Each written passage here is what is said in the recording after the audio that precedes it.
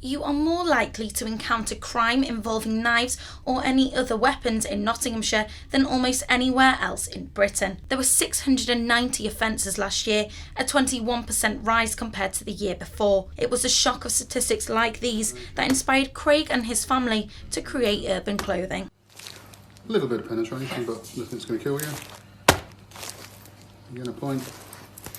But that's absolutely no effort. It's a way of trying to save these young kids' lives. So I'm watching the news and I'm seeing kids every single day getting stabbed to death. You're seeing parents crying on TV, you're seeing funerals, and got around to thinking, well, something's got to be done, something's got to come out for it.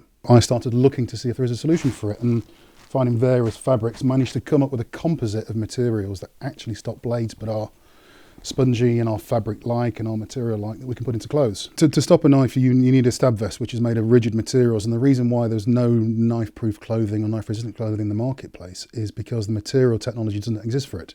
Around a fifth of people cautioned or convicted of offences involving knives or other offensive weapons last year were under 18. Craig's son Ben thinks that it is important that other teenagers are protected. I'm young, I'm 17 years old. The lad that was killed in Nottingham was 17, and a lot of it is happening to the younger generation. And seeing that on the news, knowing that these guys got a whole life ahead, and as have I, it's worrying, knowing that this generation could be lost because something so simple to solve as we know as knife crime, and their lives being taken away from them for no fault of their own. We don't want to force these kids to wear anything. I don't want to be forced to wear things. If we can get a sense of what they want, we can then make that. Lads like to. I've been in flannels. They buy £120 jackets. Any profits made will be reinvested into the local community. The money will fund support services, counselling and mentoring for young people who may find themselves at risk of gang and knife-related crime. We're being guided by people who've committed knife crime. We're being guided by people that have done 2 to 3 years for murder or for attempted murder.